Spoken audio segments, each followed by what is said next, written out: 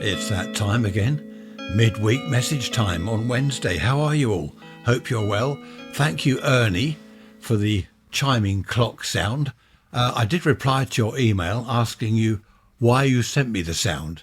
There was no explanation in your text, just the attached clock sound. So anyway, nice. I like a chiming clock. We've got a grandmother clock in the hall. Chimes exactly like that.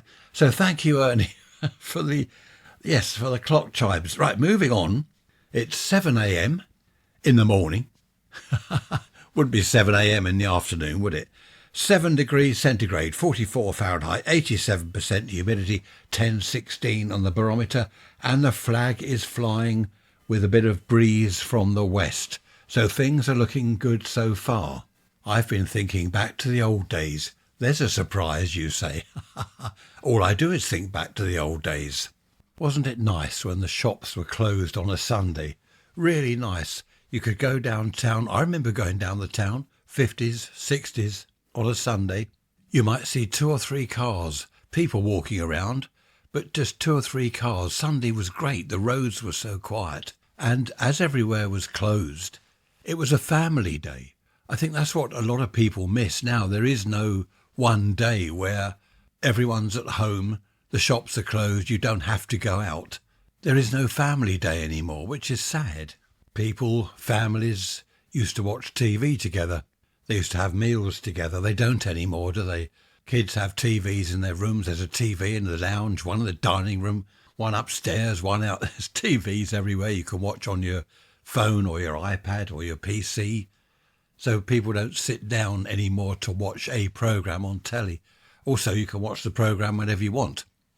All this catch up and whatever it's called. You can just watch the programme whenever it suits you rather than looking forward, as I used to, look forward to Monday. Oh, so-and-so's on Monday, 7:30, BBC One. Or was it ITV? That was it. That was the choice. Then we had BBC Two later on, didn't we? The same with meals. Do families all sit together now at the meal table without mobile phones and have a chat and enjoy the meal together? I don't think they do. How things have changed. And where have the nightclubs gone? This came up the other day. I was having a chat with Trish and I said, are there any nightclubs left in Worthing? And she said, I don't think there are. There's various pubs. But there used to be several nightclubs. There was the Karaoke, Caroline's Club. Then not far away out of town was the Key Club, the Place in Lancing. There were lots of nightclubs. I mean, proper nightclubs, not a pub, a proper nightclub where you had to be a member or you had to pay to go in, and they're open till, 2 in the morning, I think the Karaoke was. I remember leaving there at 2 in the morning and walking home. Are there still places, clubs or whatever for old people? There used to be was it the Derby and Joan Club? Whist Drive. I remember a friend of mine, his granny was always off to Whist Drive. I believe it's a card game, isn't it? And there'd be local bingo at various places. I don't hear of that anymore. Perhaps it's just that I'm leading a sheltered life. I don't know. We've got a local bowls club, not a bowling alley, bowls on the grass. I think it's an indoor one, so I'm not sure what sort of surface it is. Obviously not grass if it's indoors. When I say old people, I suppose I mean people like me in their 70s, possibly 80s. The trouble is with bowls, you've got to be able to bend down to throw the ball. Well, not throw the ball, bowl the ball.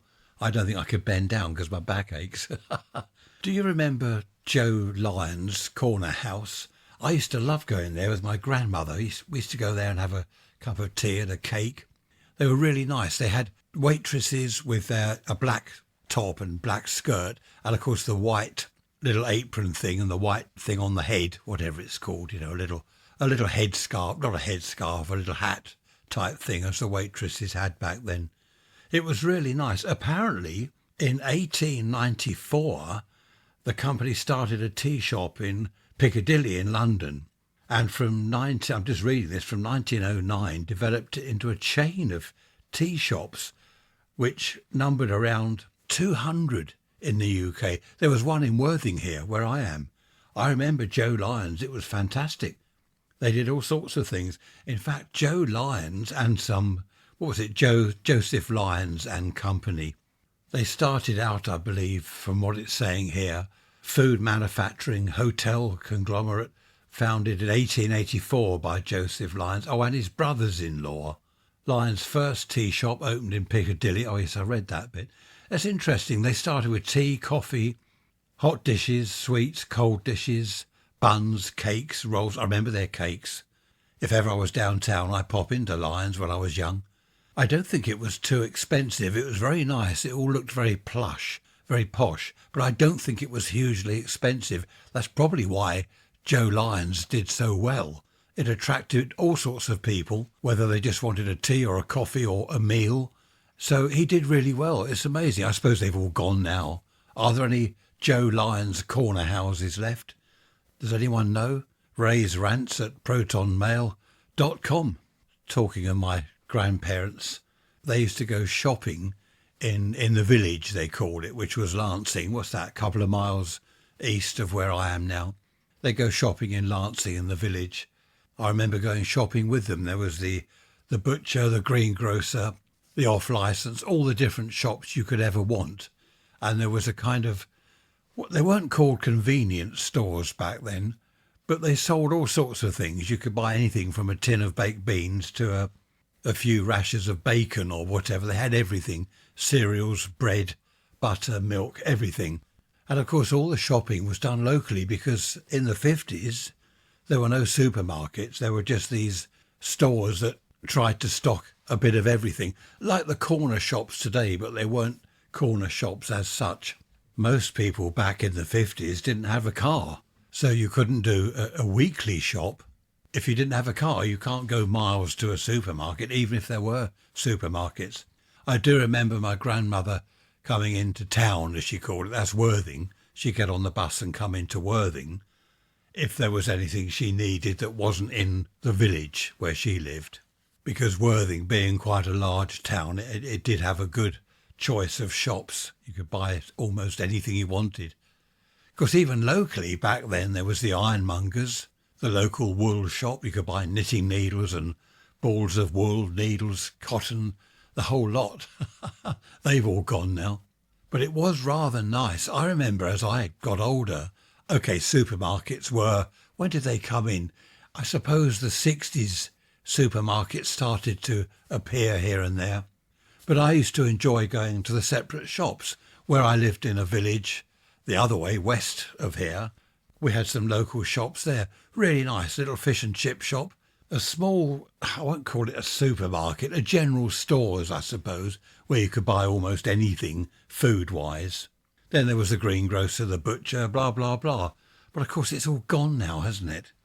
Back then, in the good old days, there was no such thing as a weekly shop. You'd pop to the shops every time you needed something. You're getting low on bread, you'd pop to the bread shop. You're getting low on fruit or vegetables, and you'd nip over to the greengrocer. And it was literally nipping over to the shops. They weren't miles away. Might be a 5, at the most a 10-minute walk. Wasn't that far at all. And you'd bring back your shopping in your carrier bags or a wheelie type trolley if you had one. Or some of the stores, the bigger food stores, would deliver the stuff for you. Our local ironmonger here, literally end of the road, turn right, and 100 yards along in a parade of shops, there he was. He sold paraffin up until, well, the shop's gone now, up until he closed about, 20 years ago. You could buy paraffin for your paraffin heater. A lot of people before central heating in the 50s, the 60s, they'd have paraffin heaters in the winter. Highly dangerous if you kick the thing over. And you'd go and buy your SO Blue or your pink paraffin, either from the local garage, where you bought petrol and oil. They'd also have a paraffin machine. You take your can and put your money in the slot and it would fill up your can. Or you go to your local ironmonger and he would sell you paraffin by the gallon. Paraffin now is dearer than petrol because I wanted some for my engine, my Lister D stationary engine. Paraffin is dearer than petrol. Struth. Bob, nice to hear from you. You say that why don't Trisha and I do a joint podcast? You sent me a link, didn't you? Toya Wilcox and her husband. They do a joint podcast thing together. I don't know. I'll give that some thought. Several of you actually have said, how about bringing Trisha in on the podcast episodes? I've got a guest. We keep talking about this. I'm not going to say any more than that, but I have got a guest that is going to come and join me at some stage. It's just trying to fit everything in. I think that'll do for now. We're over 10 minutes. I shall see you on Sunday, of course, for the hour-long podcast episode. Behave yourselves. I don't know why I always say that. If you can't behave yourself, don't get caught. Take care, and I'll see you Sunday. Bye-bye for now.